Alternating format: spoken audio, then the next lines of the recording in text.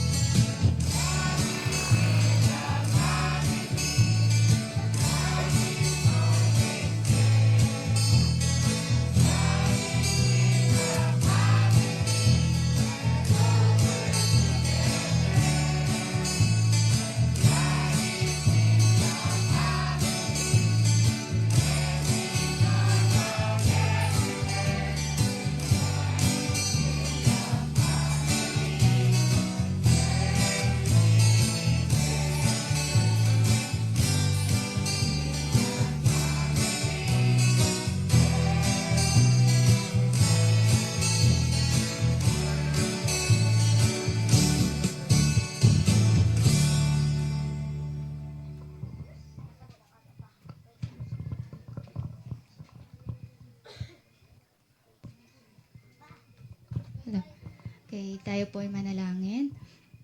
Dakila at mapagpala po naming Diyos na makapangyarihan ka po sa lahat, Ama. Amin pong binabalik ang papurit pasasalamat sa iyong dakilang pangalan sa mga oras na ito, Panginoon. Maraming salamat po sa inyo pong paggabay sa bawat isa sa amin sa buong maghapon, Panginoon. At maraming salamat po at kami ay ligtas at nakarating po sa lugar na ito, Panginoon. Maraming salamat po muli sa pagkakataong ito, Panginoon, na kami po ay makapagtipon-tipon sa lugar na ito upang pag-aralan ng inyo pong banal na salita. Ayun, sa gabi pong ito, amin pong dinadalangin ang bawat isa na narito. Ganon din po, Panginoon, ang mga wala pa dito, Panginoon, na nais na mag-join sa pagtitipon na ito. Amin pong dinadalangin, Panginoon, nawa ang inyo pong banal na espiritu ang siyang manahan sa bawat isa sa amin, Panginoon. At nawa po ang inyo pong libo-libong anghel ang siyang mag-join din po sa amin, Panginoon. Dadalangin din namin, Lord, ang lahat po ng mga participants na, Panginoon, nawa gabayan niyo sila. At nawa po, Panginoon, ay gabayan niyo po sila sa nawa po ang kanilang gagawin ay naayon po sa inyong kalooban. Pinadalangin din po namin, Panginoon, ang inyong pong tagapagsalita sa gabing ito, si Pastor Esteves. Panginoon, bigyan niyo po nawa siya ng kaalaman na manggagaling sa inyo.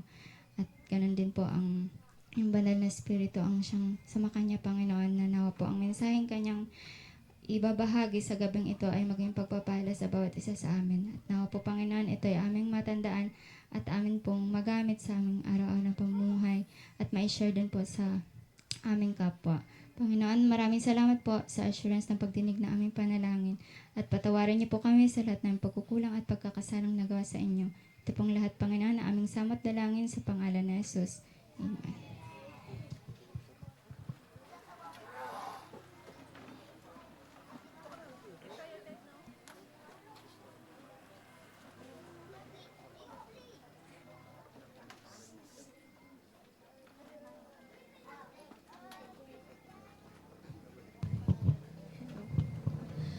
Okay, so magandang gabi muli mga kapatid. Kami po ay nagagalak sa patuloy niyong pagdalaw dito sa aming crusade. So tayo po ay nasa ika-4 na gabi na ng ating pagtitipon at ang programa po natin ngayong gabi ay pinangunahan po ng accounting office. So ako po si Sister Ruth. Ako po yung nabigyan ng opportunity para ibigay ang welcome remarks. So sa pagsisimula po ng ating programa, tayo po ay pinangunahan sa awit ng pagpupuri ng ating mga kapatid na si Sister Des, Sister Eva, si Brother Sam, Brother Mark, at si Sister Jennifer. At siya rin po ang nag-lead sa ating opening prayer. Pagkatapos po ng inyong likod, tayo po naman po ay mabibigyan at makakarinig ng isang awitin mula po sa aming baby ng aming opisina na si AJ De Leon. So pagpapatuloy naman po ng ating pag-aaral sa ating kalusugan, tayo po ay makakapanood ng isang cooking demo mula sa aming food service or cafeteria ng AUP na pinamagatang pong Cook It Right. Pagkatapos naman po nun, muli po tayo mahahandugan ng isang awitin mula kay Sister Melcy. At magpapatuloy naman po ang ating pag-aaral sa salita ng Diyos mula kay Pastor Lani Esteves. At bago magtapos ang ating programa, tayo naman po ay mabless muli ng isang awitin naman galing kay Sister Aja at kay Brother Naya. Bago po umupo ang inyong lingkod, nais ko po kayong iwanan ng isang teksto mula sa 1 John 4:19. Tayo ay umiibig sapagkat ang Diyos ang unang umibig. Muli po magandang gabi at naway tayo muling pagpalain ngayon.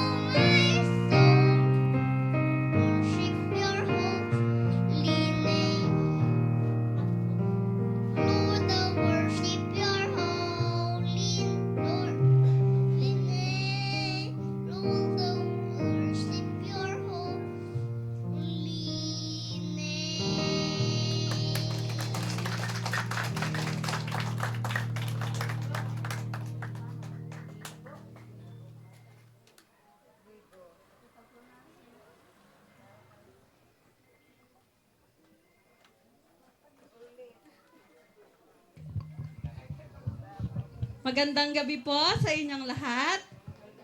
Ayan, magandang gabi po. So kami ay muling nagagalak na makasama kayo at makita kayong muli dito. So tayo ay nasa pang-apat na gabi na at meron na lang po tayong 2 gabi. So sa Sabado po, kayo ay aming inaanyayahan. Tayo po ay sa AUP natin gagawin ang pinaka-finale ng ating program. So, yung mga gusto pong sumama, mas maganda po kung lahat kayo ay sasama para mas masaya. Kasi po, makakasama nyo yung buong finance and operation na team. Yung buong grupo namin, magkakasama tayo. So, sa Sabado po, magpapadala kami ng masasakyan para i-service kayo sa papunta at pagbalik. So, dun po tayo magla-lunch. Huwag nyo na pong isipin yung pagkain. At sama-sama po tayo doon. Ihahatid namin kayo ulit pabalik. So, i-ready nyo na. So, para at least sinabi ko na rin po ng maaga para makapag-prepare kayo. So, Sabado po yun. Mga 8 o'clock ko po sila papuntahin dito. 8:30 tayo bababa sa AUP. Okay po? Umaga po tayo. Yun yung pinaka-finale natin. Umaga na po natin gagawin. So hanggang after lunch po tayo doon. Okay? So ngayon po ay magbibigay kami ulit ng appreciation gift sa ating early comer. Ayan. So alam niyo na kung sino? Sino? Si Nanay Lucy. Ayan. Si Nanay Lucy, congratulations! Sagot ko na ang hapunan mo. Ayan. Thank you so much po sa pagiging maaga at on time na pagpunta. Huwag kayong masasawa sa bigas namin, ha? Ayan. So, ngayon po, magbibigay ako ng 2 katanungan bilang review dun sa ating napag-aralan kagabi.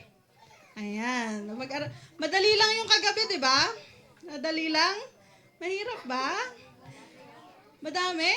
Mahirap? Ayan. Pinggang Pinoy ang itinuro ni Ma'am Liberty Oy sa atin. So, ngayon, ang aking katanungan ay 2 lamang. Ano, dun sa Pinggang Pinoy na pinag-aralan natin kagabi, ano ang 50% na dapat laman ng ating Pinggang Pinoy?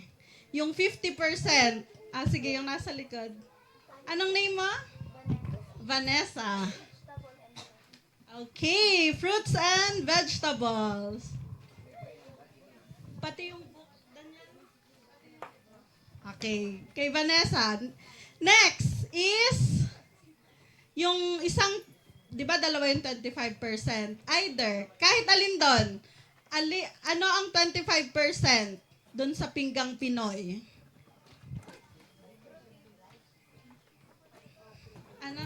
Ano name? Name mo na. Jess? Jess. Ano yung sayo? Protein. Okay, sample nga. Tinapay. Sige, protein ba yun? Sige, okay na yung protein. Tatanggawin na natin. Ma'am Gian, isa pa kay Vanessa. So, ngayong gabi po, ay merong i-prepare sa atin na maikling video ang ating cafeteria na tuturuan tayo ng ilan sa mga healthy na pag-prepare ng pagkain. So, ito po ay video recorded galing sa ating cafeteria kay Ma'am Janeline Padilla. So, saglit lang po ito. Tingnan natin kung ano ang matututunan natin. Parang 3 pong klaseng pagkain ang ituturo nila kung paano lutuin.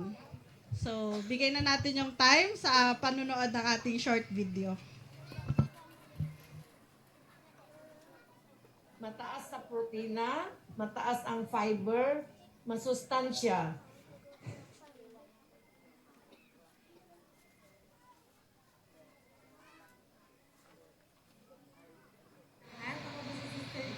At nais ko po magbahagi ng 3 recipe na abot kaya na healthy pa. Ang unang menu, chickpea sandwich. Mataas sa protina, mataas ang fiber, masustansya. Ito po ang mga kakailanganing ingredients. Wheat bread, chickpea mash, seaweeds, lettuce, asin at mayonnaise, soy sauce at paminta, Dijon mustard at apple cider, lemon juice at garlic powder, celery at onions. Paghahaluin lang po ang mga ingredients at gawing palaman. Samahan na rin ng lettuce at kamatis. Dagdag sustansya.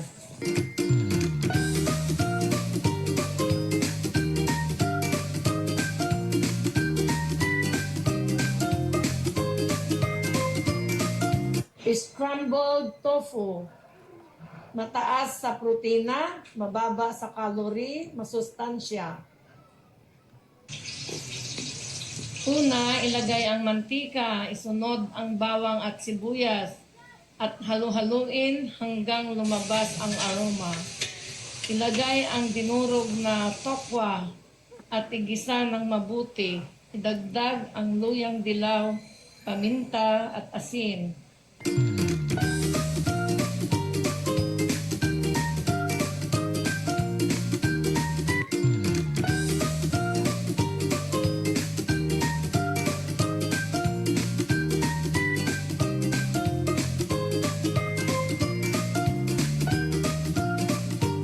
At sa huli, ilagay ang dahon ng sibuyas, dagdag lasa at kulay.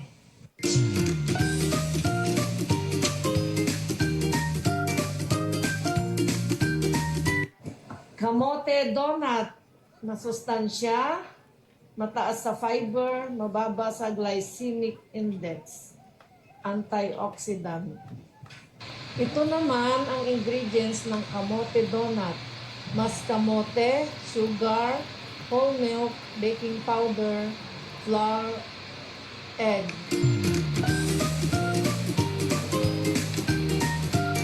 Sa isang bowl, ihalo ang lahat ng ingredients, masahin hanggang maging dough.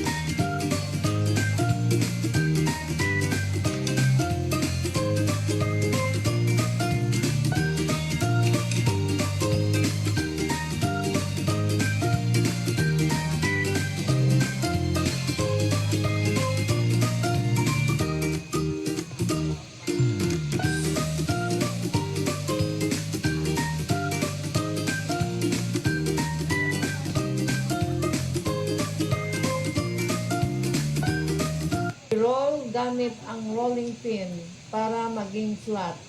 Ihulma na parang donut.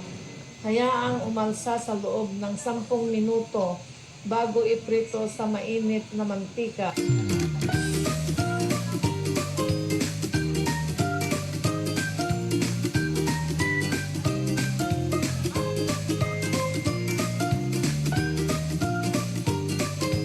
Dahan-dahang ilagay at salain ang excess oil.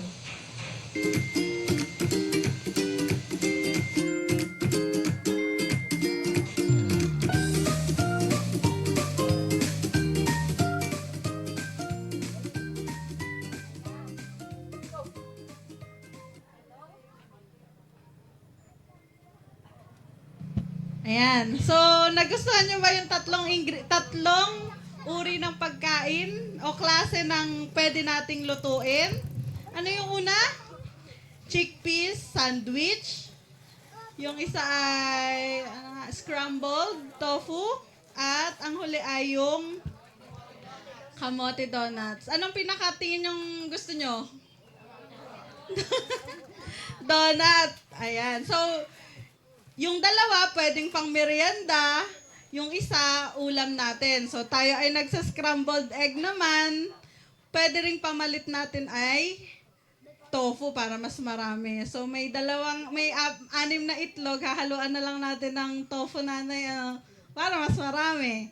Okay? So, kung gusto nyo po ng sample nitong video, para pwede po namin i-share ito sa inyo. At kung may katanungan kayo, pwede rin po namin i-clarify at magbigay din ng additional input para sa inyo. Okay? Nakalimutan ko sabihin, ito po palang mga libro dito ay free lang natin na ibinibigay. Okay? So, tawagin ko na ang ating next na participant.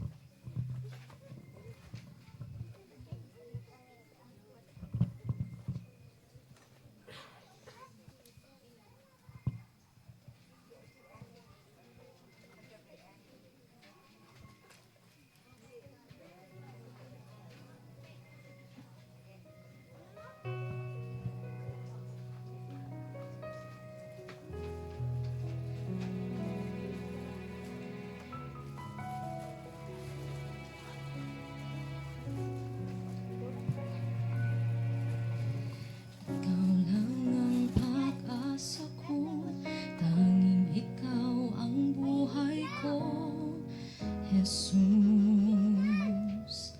Kahit nangangamba, basta't ikaw ang kasama, panatag na.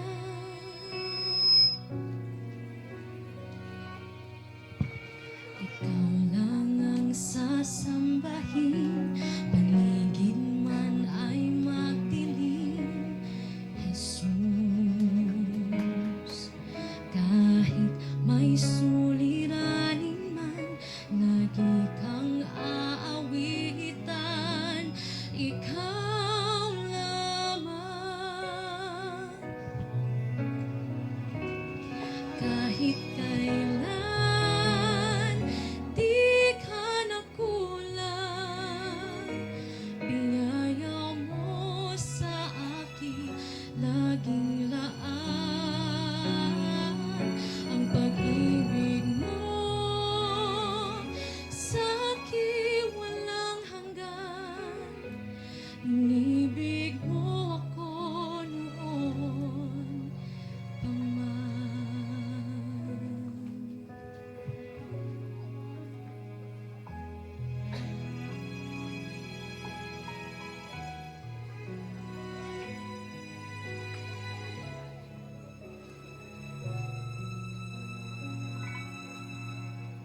Ikaw lang ang sasambahin, paligid man ay magdilim, Jesus.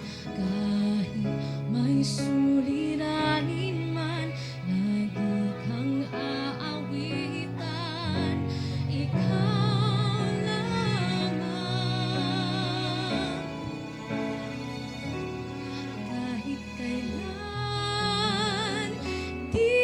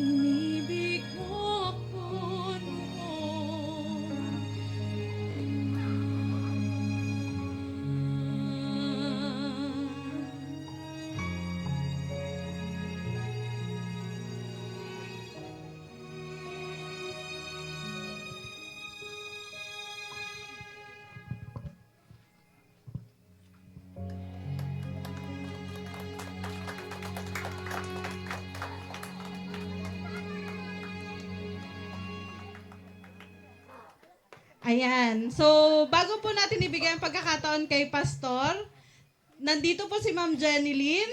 Ayan, siya yung nag-demo kanina sa video. At meron siyang dalang surprise para sa atin. Sige, Ma'am Jenny Lynn.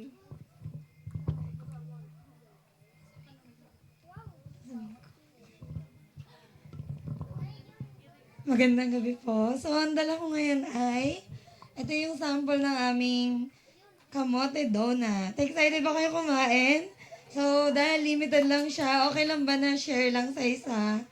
Just for, titikman lang. So, pwede na po kayong, ikon na lang natin. Sige po, ikon na lang namin. Sana magustuhan nyo.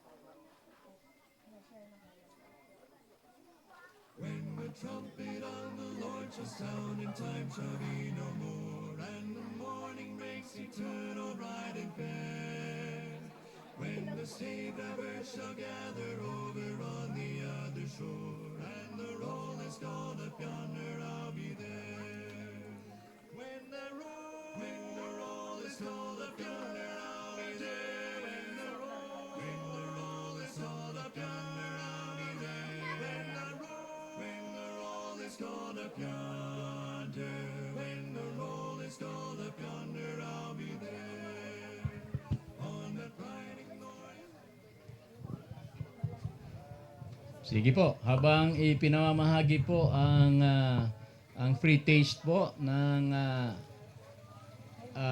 niluto, ay pwede naman ho tayong magpatuloy na. Kasi doon pa naman po tayo sa unang bahagi ng ating pag-aaral. At ito po ang ating quiz. Okay.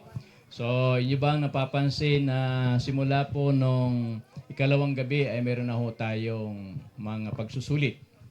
Okay? At maraming salamat sapagkat kayo po ay nakikinig po ng taimtim at kayo po ay nagsusulat ng mga talatang ating binabasa at pinakikinggan niyo po ang bawat bahagi po ng ating pag-aaral. Alright?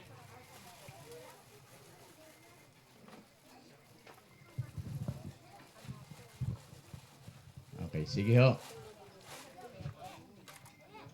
Gumagana na ba ang ating clicker?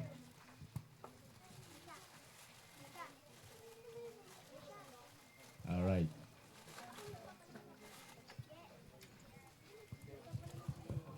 Sige, tayo po ay tutungo na po sa ating quiz. Itaas lang po ang kamay po ng nakakaalam ng sagot.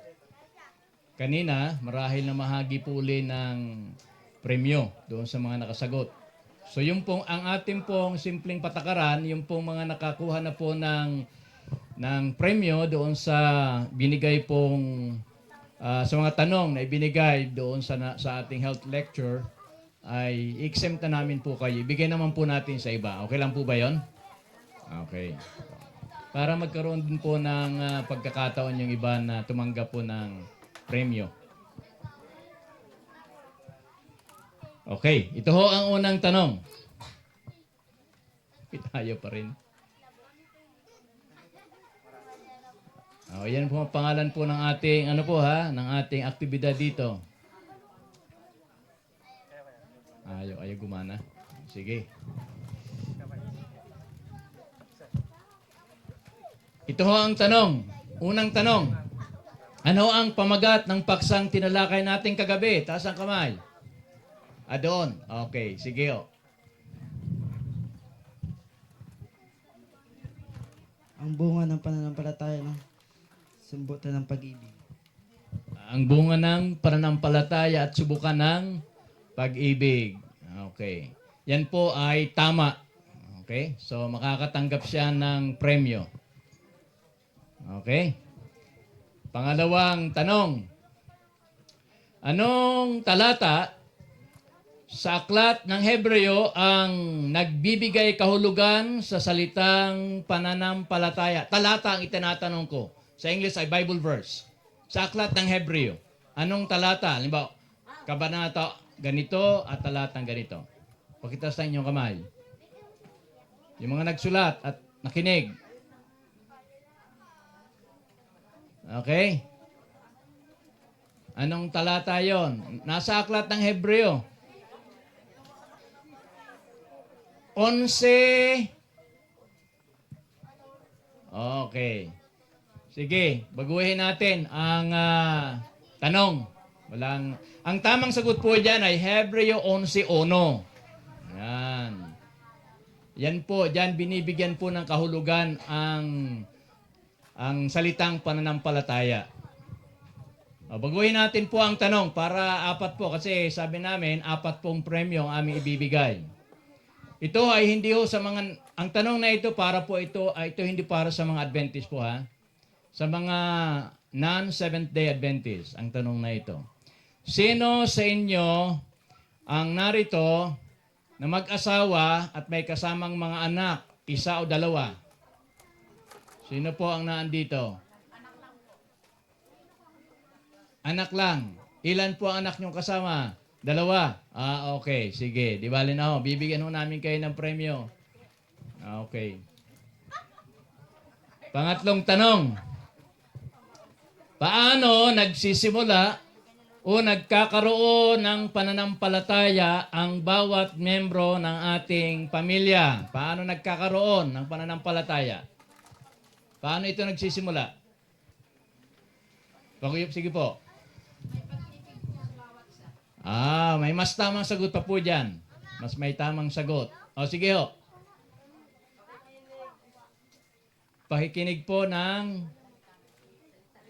salita ng Diyos. Okay. So, dyan po nagsisimula sa pakikinig. Katulad po ng ginagawa natin dito, marami sa inyo nakikinig. At pagkatapos na makinig, ay magbabasa at mag-aaral. Pag-aaralan ng mabuti. Okay. Sige, ibigay po ang premyo dyan. Namkat? Okay, thank you. At ang huling tanong. Okay. Ano ang isa sa mga subukan ng ating pag-ibig sa Diyos? Ano ang isa sa mga subukan ng ating pag-ibig sa Diyos? Okay? Ano yun? Ano? Tutuparin ang kanyang mga utos. Okay, tama. Kasi yan ang nakasulat sa Juan 14:15. Kung iniibig ninyo ako, tutuparin ninyo ang aking mga utos. Okay. Sandali lang po. Pastor Gabredo.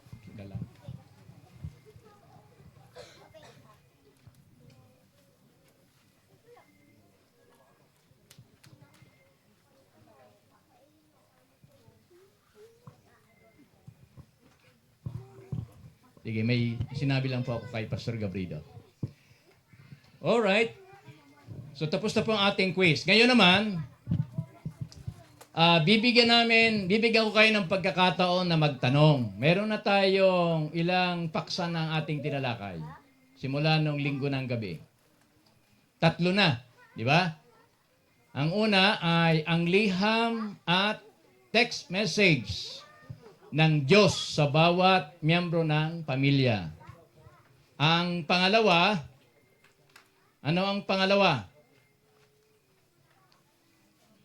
O kagabi, ano ang tinalakay natin?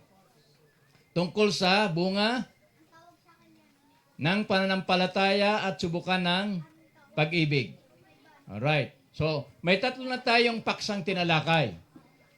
Bibigyan ko ho kayo ng panahon na magtanong. 1 o 2 tanong. Sang-ayon sa ating tinalakay na mga talata o mga paksa. Mayroon ho bang gusto magtanong? Kasi sa atin, pag-aaral, parang nasa classroom tayo. Mayroong nagtatanong at mayroon din namang sumasagot. Okay? So, mayroong gusto magtanong para maging maliwanag. Kung wala naman, magpapatuloy po tayo. Okay? Kagabi ay ating binasa at pinag-aralan ang tungkol sa 10 utos ng Diyos. At saan natin mababasa yan? Exodo 20:13 hanggang 17. Okay, naandyan nakasulat ang 10 utos ng Diyos. Sabi ko kagabi, ay kung gusto nating sabihin at hatiin sa dalawa, ang 10 utos ng Diyos, pwede yan. Pero hindi pa rin naaalis ang 10 utos. Ano? Alright. Kung gusto nating hatiin sa dalawa, yung unang pagkakahati mula sa unang utos hanggang sa ika-4, yan ay pag-ibig para sa Diyos. Pag-ibig para sa Diyos yan.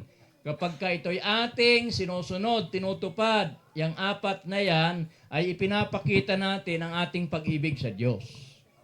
Okay? Yun naman pong simula sa ika-5 utos hanggang sa ika-10, pag sinusunod natin ho yan, ipinapakita naman natin ang ating pag-ibig sa ating kapwa. Okay? Kaya kung mapapansin nyo, sa ika-5 utos, igalang mo ang iyong ama at ang iyong ina. O, yun ay pag-ibig natin sa ating mga magulang. Di ba? Pag-ibig natin sa ating kapwa. Kaya po pwede nating hatiin yan. At kung gusto mong ilagay sa isang salita lang, ang utos ng Diyos, ay pwede rin. At ang isang salita ay pag-ibig. Okay, pag-ibig. Ang sabi ho sa Roma, hindi ko na inilagay ang talata dyan, sa Roma 13, at ang talata ay 8 hanggang 10, ang pag-ibig ay katuparan ng kautusan ng Diyos. Kaya, sa isang salita, pwede natin ilagay yan, pag-ibig. Okay? Gusto ko rin pong banggitin sa inyo na ibinigay ng Diyos ang 10 utos para hindi ho tayo, sa pagsunod nito, hindi ho tayo iligtas. Hindi ho ito makapagliligtas ang pagsunod natin. Pero bakit ibinigay niya yan? Ibinigay niya yan para subukin tayo kung talagang mahal natin ang Diyos, ay susundin natin ang kanyang kalooban. Kalooban ng Diyos ito eh. Dito natin makikita kung anong pag-uugali at kalooban ng Diyos para sa kanyang mga nilalang, para sa atin lahat. Pero hindi ho yan ginawa ng Diyos para pag sinunod natin, maliligtas tayo. Hindi ho. Nililiwanag ko lang po ha. Kung bakit dapat sundin yan ng tao upang tayo ay magpakita ng ating pag-ibig sa Diyos. Yan ang sinasabi nating bunga ng ating pananampalataya sa Kanya. Kapag ka may relasyon tayo sa Diyos, susundin natin yung Kanyang mga utos. Hindi ba? Sa mga anak, sa inyong mga anak. Pagka mahal ninyo ang inyong mga magulang, susundin nyo ang mga utos sa inyo ng inyong mga magulang. Di ba? Pag may pag-ibig tayo, hindi yan mabigat. Kaya ang sabi ng binasa nating talata kagabi, 1 Juan 5:3, ang kautusan ng Diyos ay hindi ho yan mabigat. Sa taong may pag-ibig sa Diyos.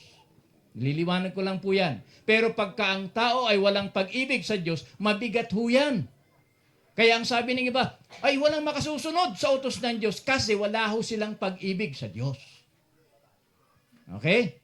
Pero pag may pag-ibig ho tayo sa Diyos, masaya tayong susunod sa kautusan ng Diyos sapagkat mahal natin ang ating Diyos. At yan ang bunga ng ating pananampalataya at pag-ibig sa Kanya. Okay? Kung pag-uusapan natin ang kaligtasan po na ginawa at iniaalok ng Diyos sa atin, ay yan ay sa pamamagitan ng Kanyang biyaya lamang. Okay? Hindi ho sa pagsunod ng kautusan. So sana maliwanag po sa inyo kung bakit mayroon pong 10 kautusan na ibinigay ang Diyos para sa kanyang mga nilalang. Okay? Marami po ba yan? Sa 10 lang po. 10 utos. Hindi naman siguro po yan, mahirap tandaan yung 10 utos na yan. At ang mga batas at konstitusyon ng mga bansa, may mga Kristiyanong bansa ay nakabatay dito sa 10 utos na ito. Ang sinasabi ko yung mga Kristiyanong bansa kasi kumikilala sila sa Diyos. Nakabatay po ang kanilang konstitusyon dito sa utos ng Diyos, sa 10 utos ng Diyos. Okay? Sabi ko nga, pag may pag-ibig ho tayo, madaling sumunod sa utusan ng ating Panginoong Diyos. Hindi na ho natin isa-isahin po yan, pero gusto kong tumungo na po sa sunod na slide. Okay. Ang ating pag-aaralang paksa ngayon ay ang araw para sa Diyos at sa pamilya. Okay? Huwag niyong kalilimutan po ating paksa ngayon. Ang araw para sa Diyos at para sa pamilya. Kaya may araw ho para sa ating pamilya, may araw ho para sa ating Diyos. Okay, next slide. Sino sa inyo rito ang mayroon pong family day sa inyong pamilya? Kanya-kanyang pamilya. Family day. Ibig sabihin ng family day, magkakasama kayong pamilya, gumagawa kayo ng isang aktibidad, o kaya kung naandun din lang kayo sa bahay, gumagawa kayong sama-sama, may ginagawa kayo sa inyong tahanan. Ang iba naman, ang kanilang family day ay lumalabas sila, pumupunta sa ibang lugar, nagsiswimming, nag-outing. Ang iba naman, sa kanilang family day, sila ay pumupunta sa isang lugar at namamasya lamang. Pumupunta sa mall, lalo ngayong summer. Di ba? Okay magpalamig sa mall ang pamilya kasi napakainit sa ating bahay siguro. Walang aircon. Kaya ang iba pumupunta sa mall. Okay yun. Kahit anong aktibidad, ang mahalaga, ang inyong buong pamilya ay meron ho kayong family day. Okay. So, kung hindi nyo ho yan pinapractice, maaaring i-practice natin yung family day. Alright? Maganda hong mayroong family day kasi ang tawag niyan ay banding ng bawat miyembro ng pamilya. Sa tatay at nanay, binibigkis na yung pamilya. Okay? Kasi magkakasama kayo. Di ba? Lalong halimbawa, mayroon kayong kainan. Di ba? Pagkakainan, usually and normally, pagkainan, sama-sama ang pamilya. Kung minsan, hindi magkakasama dahil iba-iba yung schedule. Pero, pag family day, dapat, lalo na sa kainan, magkakasama dapat tayong kumakain. Iba kasi, di ba? Iba kasi pagka magkakasama kayong kumakain. Di ba? Maaaring ugaliin natin na ang buong pamilya sa panahon ng pagkain o kainan ay magkakasama ho kayo. Di ba yan lang naman po ang masayang okasyon? Sino ho sa inyo rito na ang bawat miyembro ng pamilya sa panahon paglaba, magkakasama kayo naglalaba? Marahil lang iba sa inyo, lalo pagka malapit kayo sa ilog, magkakasama. Pero bibihira yan. Sino dito sa inyo, sa pamilya, na kapag namamlansya, ay magkakasama kayo namamlansya, o lahat kayo namamlansya? Wala naman siguro. Wala naman ganon. Pero pagkainan, di ba sama-sama? Yan kasi ang pinaka-the best na oras sa bawat pamilya ng inyong banding din. Di ba? Ngayon, yung ating family day, para sa ating mga sariling pamilya, yan ay nasa desisyon niya ng mga magulang kung anong araw. Pero usually, ang iba, karamihan, ay sa araw ng linggo or Sunday. O kaya sa ibang araw. Yan ay negotiable yan. Depende sa pag-uusap ng kada pamilya. Negotiable yan. Kaya nilagay ko dyan ay negotiable. Okay? Pero mayroon ho tayong family day para sa Diyos. Okay.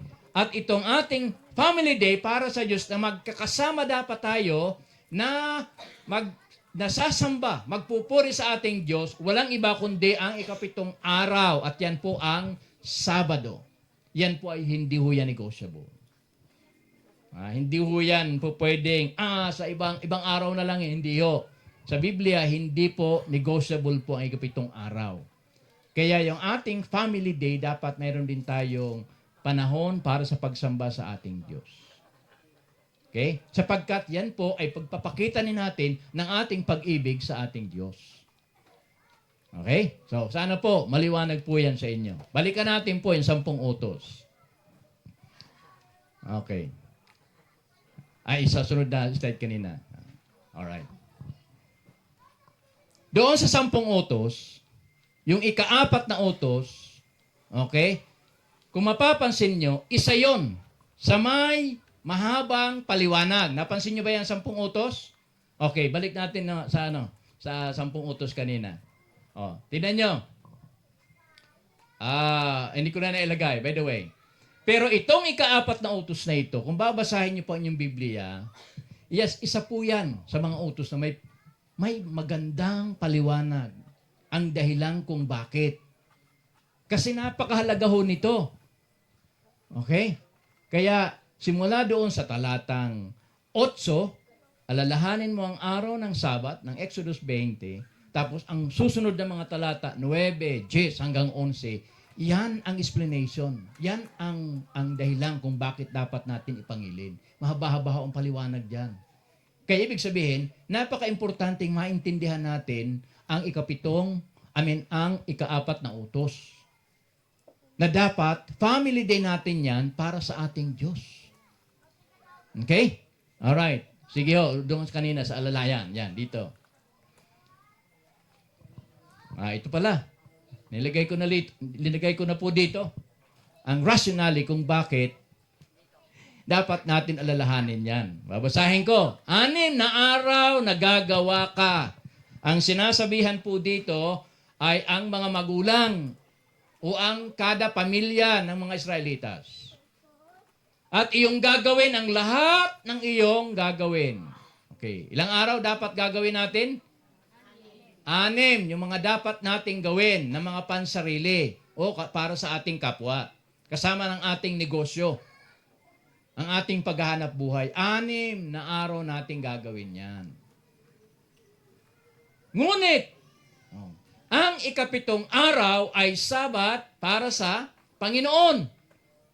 Sa araw na iyan ay huwag kang gagawa ng anumang gawa, ikaw, ni ang iyong anak na lalaki, ni babae, ni ang inyong aliping lalaki, ni babae, ni ang iyong baka, ni ang iyong mga taga-ibang lupa, nasa loob ng iyong mga pintuang daan. Hindi ho sila pinagagawa. Kaya kahit yung ating mga sasakyan, yung ating po mga hanap buhay, dapat tigil ho yan pag araw ng Sabat. Hindi nyo ba napansin, mga minamahal na mga magulang, mga ate, kuya, mga bunso, mga minamahal na mga kababayan sa lugar na ito, na iisa lang araw ang hinihingi ng Diyos sa atin. Ang 6, para na sa atin yun. Hindi mo napansin po, isa lang na araw para sa Kanya. Ano kaya kung baliktarin yan? 6 na araw ang hingi ng Diyos sa atin, 1 araw lang tayong gagawa at maghahanap buhay. Siguradong magrereklamo tayo. Di ba? Hindi nyo napapansin yun? Napaka-liberal ng Diyos. Napakabait niya. 6 na araw tayong magtatrabaho, maghahanap buhay. 1 araw lang ang ating ibubukod. Ibubukod para yan sa Diyos. So, hindi dapat nating ipagkait na yun kasi utos ng Diyos yun sa atin. Kung mahal natin siya, tutuparin natin ito. Di ba? Okay. Sapagkat sa 6 na araw ay ginawa ng Panginoon ang langit at lupa, ang dagat at ang lahat ng nangaruroon at nagpahinga sa 7 araw na anupat pinagpala ng Panginoon ang araw ng Sabat at pinakabanal. Para maintindihan natin ito, gusto kong dalhin po ang inyong atensyon sa pinagmulan po nito. Sunod na slide. Okay. So ito yung ating binasa kanina. Medyo linaitan ko na. Okay? Kasi binasa na rin natin kanina yan. Iyan ay hinango yan ang kaisipan nito doon sa Genesis 2, 1 hanggang 2. Unang aklat ng Biblia. Sapagkat yung unang aklat, mababasa natin diyan kung paano nagpasimula ang sanlibutan. Kung paano nagpasimula ang sanlibutan. Genesis 2:1-2, ito ang pagkakasabi ro, ang pagkakasulat. At nayari ang langit at ang lupa at ang lahat ng natatanaw sa mga iyon. Okay. At nang ika-7 araw, ay nayari ng Diyos ang kaniyang gawang ginawa. Okay, ibig sabihin, doon sa ika-6 na araw, tapos na. Wala na. Tininan ng Diyos, okay na. Pagdating ng ika-7 araw, ito yung kanyang ginawa. Anong ginawa niya? Nagpahinga ng ikapitong araw sa madlang gawa niyang ginawa. Oh. So, pansinin niyo po dito, mga minamahal na mga kaibigan, mga magulang, na ang Diyos ay ibinukod ang ikapitong araw. Nagpahinga siya. Siya mismo, Diyos na siya, nagpahinga siya. At yan ay pinakang banal niya, ang araw ng Sabat na yan. Nagpahinga, ibinukod niya, at pinakang banal niya ang araw ng Sabat na yan. Binasbasan niya yan. Ibig sabihin, sa 7 araw, sa loob ng 1 linggo, napaka-espesyal ng ikapitong araw. Ginawang espesyal yan ng Diyos. Okay? Alright. Sunod pong slide. At sinabi niya sa kanila, ginawa ang Sabat. Hindi niyo ba alam na parte ng paglalang o creation ang Sabat? Wala lang siyang mga nilalang na katulad ng mga hayop, ng mga halaman, pero ang ikapitong araw ay bahagi ng paglalang ng Diyos. Nilalang niya ang Sabat. Siya ang gumawa niyan. Nilalang pa rin niya yung Sabat. Kasama sa creation ng Sabat. I should say, ng tamang kasama yan sa creation. At ginawa ang Sabat ng dahil sa tao. Ibig sabihin, ang Sabat, ang disenyo niyan, yan ay para sa tao. Okay? Para yan sa tao talaga. Hindi yan para sa hayop at sa ibang nilalang ng Diyos. Para talaga sa atin. Para talaga yan sa atin. Ibig sabihin, kung yan talaga ay para sa atin, anong gagawin natin? Susundin natin. Di ba? At di ang tao ng dahil sa Sabat. Ang ibig sabihin niyan, hindi nilalang ng tao, ang inyong Diyos, ang tao, para pumili ng anumang araw doon sa 7 araw at yun ang kanyang magiging araw ng kapahingahan. Hindi yun. Ang Diyos mismo, siya na ang nagtakda. Siya na ang nagsabi, ito na, ang araw na ipangingilin nyo, 7 araw. Hindi yung ikaw ang pipili ng araw kung ano ang iyong araw ng pagpapahinga o Sabat. Kaya hindi ho tayo pwedeng gumawa ng ganyan. Hindi tayo ang masusunod. Ito ang gusto kong Sabat, Lunes. Ito ang gusto kong Sabat, Linggo. Ito ang gusto kong Sabat, Martes.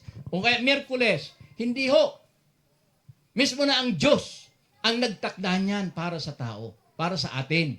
Kaya, ang gagawin na lamang natin ay sumunod tayo doon at huwag na tayo mag-imbento pa ng ibang mga araw para yan ang ating maging araw ng kapahingahan o Sabat. May mga taong ganon na nag-imbento sila. Binago actually na yung 7 araw na yan Binago. May history yan. Wala na ho tayong sapat na panahon, pero bukas kung may magtatanong sa inyo, ipapaliwanag ko kung bakit sa halip na 7 araw ipapangilin ng maraming tao ngayon, ang ipinapangilin ngayon ay yung unang araw ng linggo. O kaya yung iba naman ibang araw. May Huwebes, may Biyernes. Kasi, ang mga tao, binago ang kautusan ng Diyos. Kaya pumasok yan ng ganyan, may Linggo, may Huwebes, may Biyernes. Pero yan ho ay wala sa Biblia, sapagkat ang Diyos mismo na ang nagtakda. Siya na mismo ang nagsabi, ito 7 araw, magpapahinga kayo, ipapangilin nyo yan at sasambahin nyo ako. Aalalahanin nyo na mayroong Diyos na naglalang sa inyo. Kasi sa panahon na kapag tayo ay nangingili ng araw ng Sabat, inaalaala natin na mayroong Diyos na naglalang sa atin. Pagkilala yan. Kapag ang tao ay wala nang ipinapangilin at hindi niya na sinusunod ang Sabat, ay hindi niya na kinikilala ang Diyos na naglalang sa kanya. At siya na ngayon ang nasusunod. Kasi hindi na 7 araw ang kanyang sinusunod. Maliwanag po ba? Okay. Ayon po sa Mateo 5:17 hanggang 19, huwag ninyong isipin, ako'y naparito upang sirain ang kautusan o ang mga propeta. Si Jesus ang nagsasabi niyan. Kasi, ang sabi kasi ng ibang mga tao, wala na yung Sabat, binago na yan ni Jesus. Wala na yan. Ipinako na doon sa krus. Hindi ho, ang sabi ng ating Panginoong Hesus, hindi niya at hindi siya naparito upang sirain ang 10 utos. O ang anumang mga sinabi ng mga propeta, yung mga sinulat sa lumang tipan. Ako'y naparito, ito ang kanyang sinabi, maliwanag na maliwanag ho ito, sabi ng Biblia. Hindi upang sirain. No, hindi sirain ang kanyang, siya ang nagbigay ng kautusan pagkatapos sisirain niya. Ha? Hindi po pwede yun. May isang salita ang ating Panginoong Diyos. Hindi niya sinira ang kanyang ibinigay na kautusan, kundi ano ang ginawa ng ating Panginoong Hesus? Sinunod niya. Sabi niya, no? Upang ganapin, sundin. Oh, yan ibig sabihin. Sinunod niya yan. Kaya nung si Jesus ay naandito, sinunod niyang araw ng ang pangili ng araw ng Sabat. Pag araw ng Sabat, anong ginagawa niya? Nagwo-worship siya. Yan ang natatanging araw na kanyang sinusunod at ginagamit para tuparin, ganapin ang nasa 10 utos. Sunod. Sapagkat katotohanang sinasabi ko sa inyo, para lang patunayan at idiin ang kanyang sinasabi, hanggang sa mga wala ang langit at ang lupa. Nawala na ba ang langit at lupa ngayon? O mayroon pa? Meron pa ho ba tayong lupa at langit? O andyan pa rin. Meron pa tayong langit at may lupa pa tayo hanggang ngayon. Hindi pa nawawala ito. Di ba? Nandito pa tayo. Nakikita natin sa taas, may langit. So, ibig sabihin, hindi pa yan nawawala.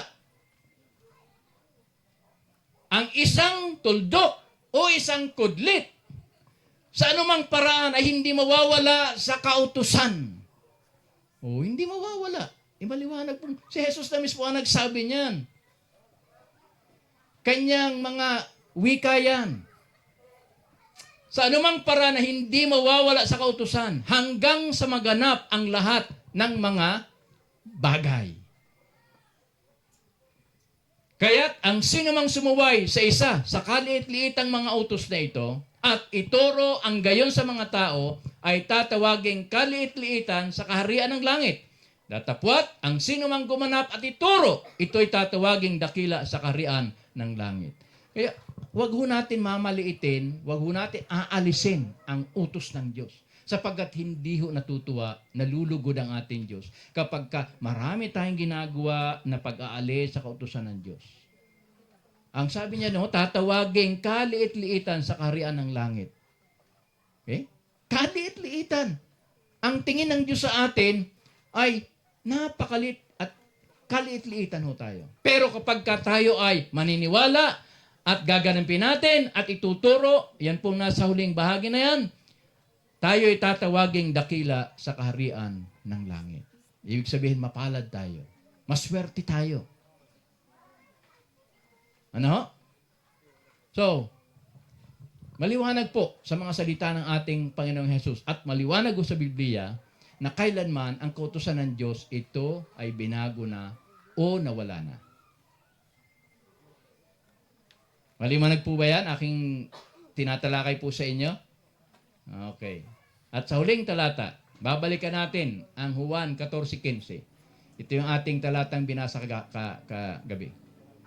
Kung ako, si Jesus ang nagsasabi diyan, kung ako'y inyong iniibig, ay tutuparin ninyo ang aking mga utos.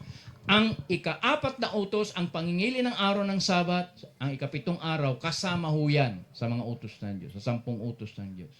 Kung iniibig natin ang ating Panginoon Diyos, tutuparin natin yan.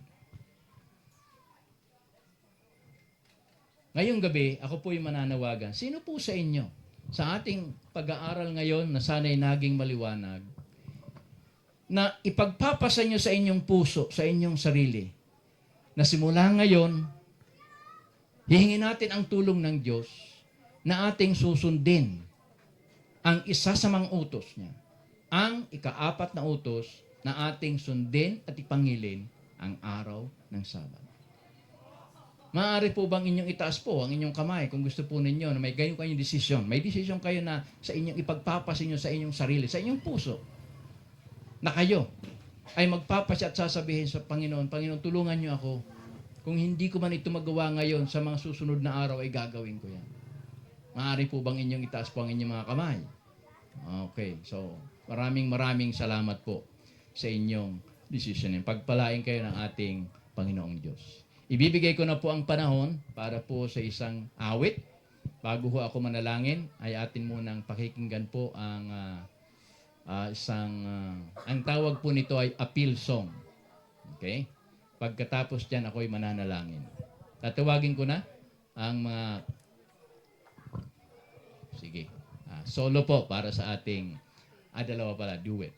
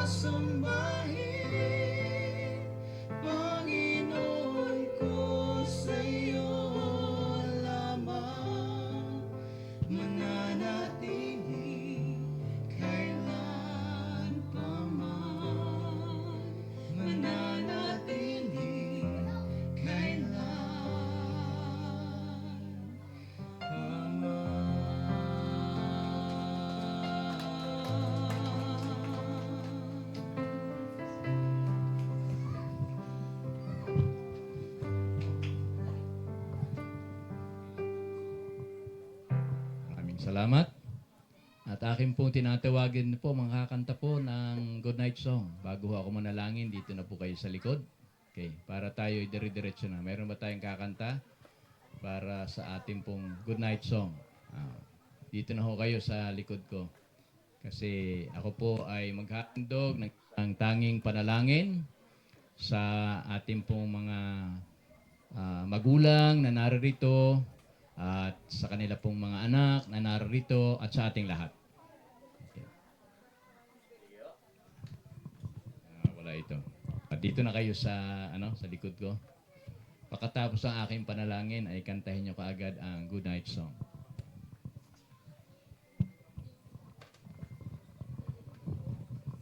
Kayo po'y manatili lang pong sa mga nakaupo, manatili kayo nakaupo habang ako po ay mananalangin para po sa inyo. Dakilang Diyos, Ama naming banal, na ang tahanan po ay nasa sa mga langit. Nagpapasalamat po kami na niliwanag po ninyo sa aming pagkaunawa ang tungkol po sa inyong mga banal na utos. At isa po sa mga halagang kautusan na bahagi ng 10 utos po ay ang pagsunod at pangingilin ng 7 araw o ang Sabat. Dinadalangin ko po na sa amin pong pangingilin po nito ay lalong maalaala namin na mayroon pong naglalang sa amin. At mayroon din pong Diyos na nagligtas sa amin. Sana po ito'y magkaroon po ng puwang sa puso at isipan ng aming pong mga magulang, mga anak nilang naririto at lahat po kaming nakinig, nag-aral po ng inyong salita. Na kami maglaan po ng araw para sa aming pamilya at maglaan din po ang aming bawat pamilya ng araw para po sa inyong O Diyos. At ito po ang pagsunod at pangingilin ng araw ng Sabat. Pagpalain po ninyong lahat ang aming mga tagapakinig ngayong gabi. At nawa ito ay kanilang palaging alalahanin at tandaan ang mga bagay na ito, ang mga katotohanan ito kanilang narinig at tinanggap ngayong gabi. Kayo po ba na Espiritu ang patuloy na pumukaw po sa bawat damdamin ng mga nakinig ngayong gabi, na mahalagang kami sumunod sa inyong mga banal na salita bilang bunga ng aming pananampalataya at pag-ibig po sa inyo. Sa pag-uwi po ng aming mga kaibigan, mga kababayan at mga magulang po na kasama namin ngayon at ng bawat isa po sa amin, samahan po ninyo kami at ingatan nyo kami sa daan hanggang sa kami po ay makarating sa aming mga kanya-kanyang tahanan. Ang pagpapala ng langit ay inyong igagawad po sa aming lahat, lalong-lalo na sa bawat pamilya po na naririto sa Sitio Paligawan, Lumil. Salamat ng marami po na dinidinig na po ninyo ang aming dalangin sa pangalan ng aming Panginoong Hesus. Amen.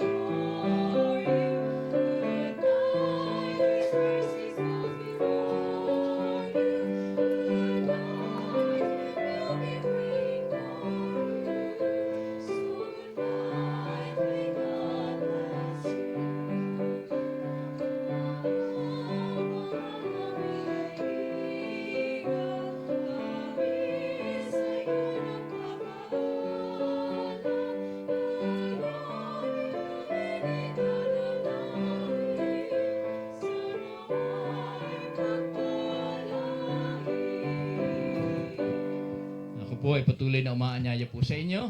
Bukas ng gabi, tayo po bumalik dito at meron po akong importanteng paksang tatalakayin muli po bukas. Ang pamagat po nito ay muli tayong magsimula.